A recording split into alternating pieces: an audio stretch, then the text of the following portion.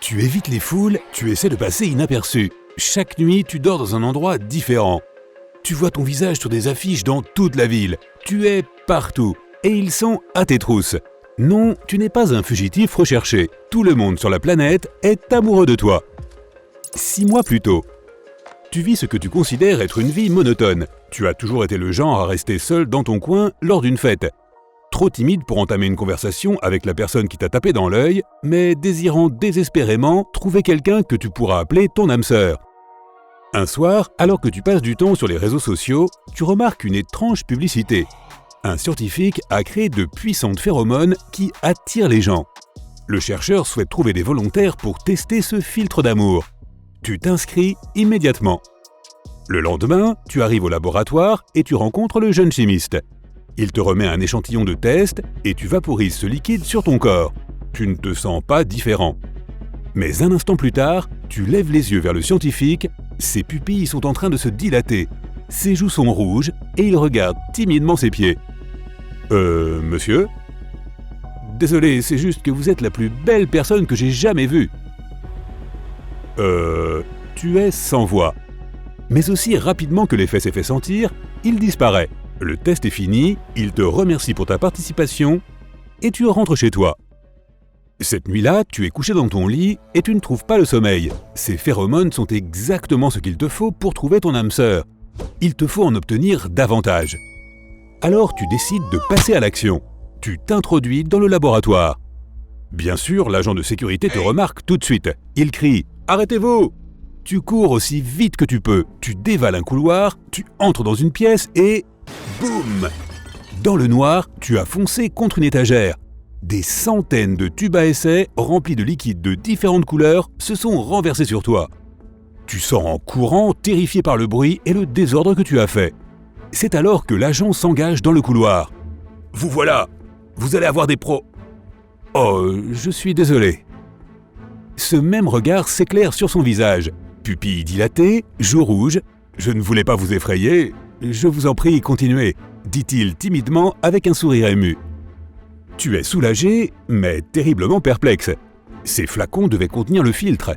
Tu le laisses là et tu te diriges vers la sortie. Tu sais que l'effet se dissipera bientôt et mieux vaut que tu sois parti à ce moment. Tu rentres tard cette nuit-là et tu dors presque toute la journée suivante. À ton réveil, tu sors faire ta promenade habituelle du samedi et tu remarques quelque chose d'étrange. Tout le monde est de très bonne humeur aujourd'hui. Les gens te sourient quand tu les croises, ils te tiennent les portes. Au café, alors que tu attends qu'on te serve, quelqu'un derrière toi propose de payer ta boisson.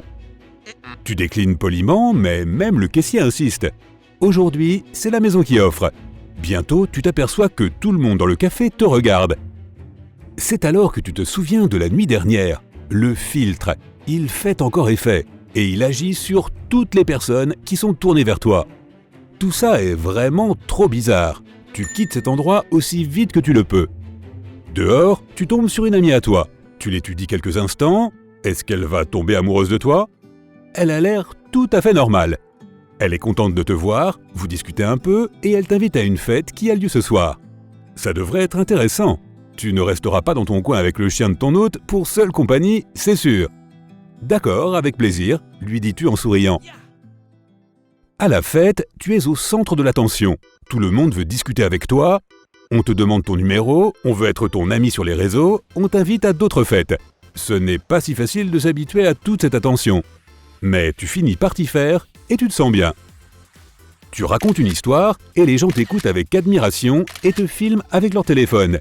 Ils rient de toutes tes blagues, même les plus ridicules. Et te regardent avec des yeux remplis d'amour.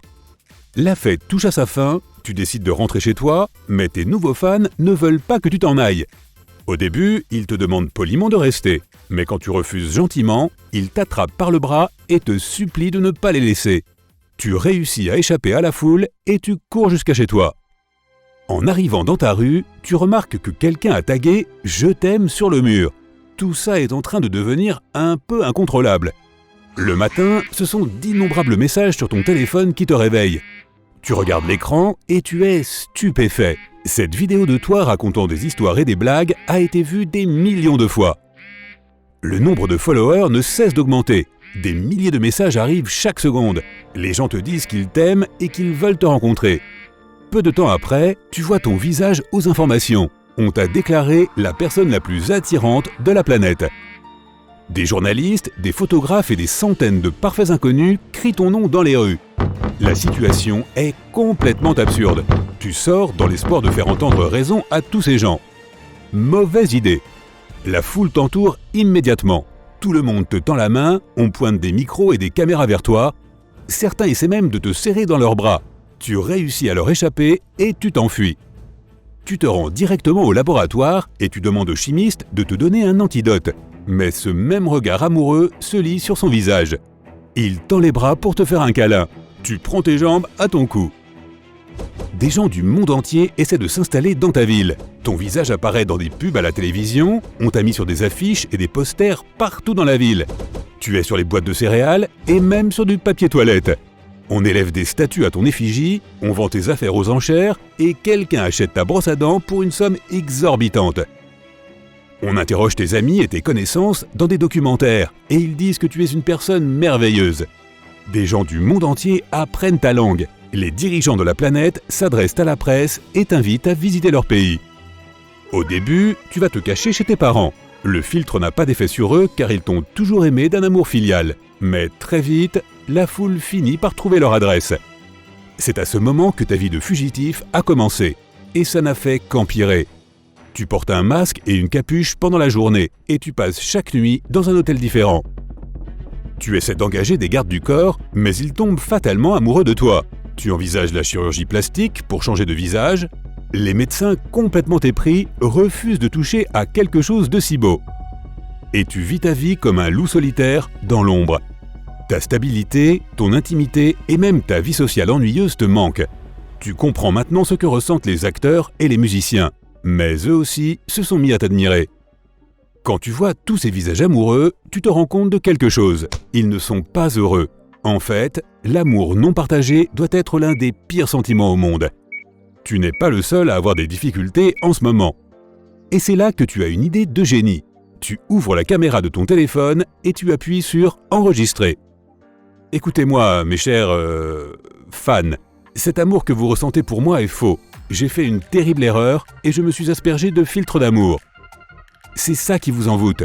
Vous n'êtes plus vous-même et nous devons mettre un terme à cette folie. Si un scientifique regarde cette vidéo, je vous en prie, aidez-moi à trouver un antidote. Tu publies la vidéo sur les réseaux sociaux. Bien sûr, il y a des milliards de vues, de j'aime et de partages. Mais très vite, à ta grande surprise, des scientifiques du monde entier décident de faire équipe pour créer un antidote. Certes, ils le font simplement parce que leur grand amour leur a dit de le faire, mais c'est quand même une bonne nouvelle. Une semaine plus tard, tu te rends au laboratoire pour recevoir ce nouveau filtre. Tu en vaporises partout sur ton corps. Quand la première fiole est vide, tu en demandes une deuxième, une troisième, une quatrième, tout ce qu'ils ont. Ce n'est qu'à la 12e fiole que tu t'aperçois que tu en as aspergé suffisamment. Les scientifiques commencent à se réveiller de ce rêve amoureux. Ils ne s'intéressent plus à toi. Et peu de temps après, la même chose arrive aux quelques 7 milliards d'habitants de la planète. Tu retournes à ta vie normale et tu n'as jamais été aussi heureux.